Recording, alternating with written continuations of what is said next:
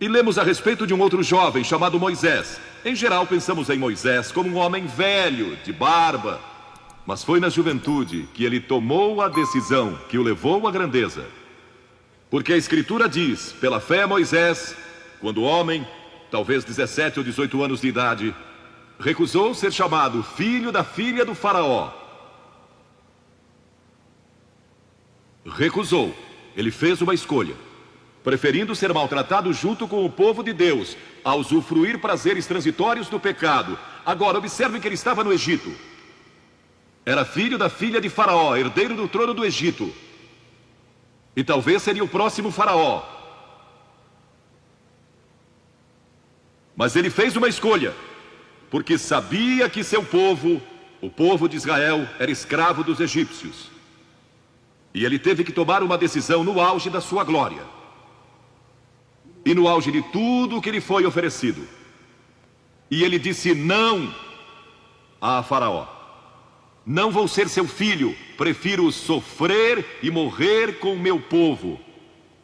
E servir o Deus vivo e verdadeiro. E foi exatamente o que ele fez.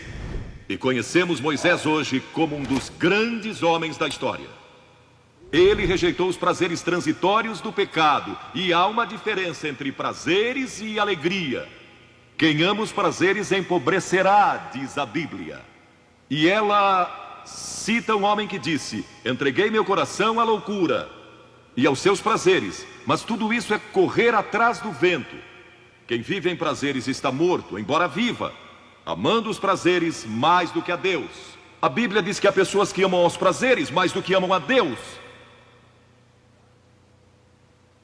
É o seu caso? Você ama Deus mais do que ama prazeres pecaminosos? Não falo de esportes e todas essas coisas maravilhosas que temos. Falo de prazeres pecaminosos. Mas a alegria é produzida pelo Espírito Santo. E há centenas de passagens que falam dessa alegria. Você pode ter alegria, mesmo quando não tem prazer, porque a alegria é profunda. O anjo disse aos pastores naquela grande noite: não temais, pois vos trago boa nova de grande alegria, que o será para todo o povo. E mesmo no sofrimento, quando você recebe a Cristo, Deus não remove o sofrimento. Ele não remove todos os problemas e as dificuldades da sua vida. Não faz isso. Ele não promete, se você está desempregado, conseguir um emprego amanhã se você aceitar a Cristo hoje à noite. Ele promete que lhe dará graça e força e alegria em qualquer situação. Bem-aventurados sois quando os homens vos odiarem e quando vos expulsarem da sua companhia, vos injuriarem e rejeitarem o vosso nome como indigno, por causa do Filho do Homem. Regozijai-vos naquele dia e exultai. Ele disse: quando vierem a mim e tiverem problemas e tribulações e as pessoas odiarem vocês, ele disse: exultai. Porque grande é o vosso galardão lá no céu, pois dessa forma procederam seus pais com os profetas. Todos que viverem piedosamente em Cristo serão perseguidos, a Bíblia diz. Ainda haverá sofrimento. Jesus disse: quem não tomar a sua cruz e negar-se a si mesmo, não pode ser meu discípulo. Moisés escolheu a alegria de seguir a Deus, em vez da vida de prazeres no Egito. O que você está seguindo? Qual é a sua escolha nesta hora? E então o último é Jesus. Jesus foi tentado em todas as coisas à nossa semelhança, mas sem nenhum pecado. Quer dizer que Jesus foi tentado a mentir? Sim.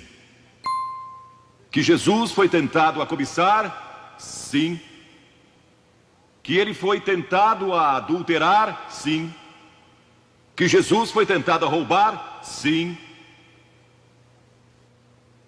Ele foi tentado em todas as coisas, como nós, mas sem pecado. Como ele teve vitória sobre a tentação? A Bíblia nos diz no capítulo 4 de Mateus e em muitos outros textos, mas vou falar só deste. O diabo veio a ele quando ele estava faminto e sedento e disse: se és o Filho de Deus, manda que estas pedras se tornem em pães. Observem que ele tentou colocar dúvidas na mente de Jesus quanto à sua identidade. Agora, Jesus era o Filho de Deus, nascido de uma virgem, Filho de Deus, que foi ressuscitado dos mortos pelo poder de Deus e está vivo hoje. Mas o diabo pôs dúvidas em sua mente. Ele estava fraco e cansado e faminto, um ser humano. Ele não enfrentou o diabo como Filho de Deus, enfrentou-o como homem. E ele sempre respondeu citando as Escrituras. É por isso que você deve decorar as Escrituras. Nem só de pão viverá o homem, mas de toda palavra que procede da boca de Deus. Jesus disse que há uma coisa que é mais importante que a comida, e sexo, e coisas materiais. É sua vida espiritual. E então ele disse: se tu és o Filho de Deus, atira-te abaixo, porque está escrito: aos seus anjos ordenará a teu respeito que te guardem, para não tropeçares. E Jesus de novo respondeu: está escrito, não tentarás o Senhor teu Deus. E então o diabo levou a um alto monte e lhe mostrou todo o futuro do mundo, todos os reinos que ainda estavam por vir. E lhe disse: se dobrares o teu joelho e me adorares, eu te darei todos os reinos do mundo e sua glória. Jesus não argumentou se ele podia fazer isso. O diabo pode dar-lhe qualquer coisa.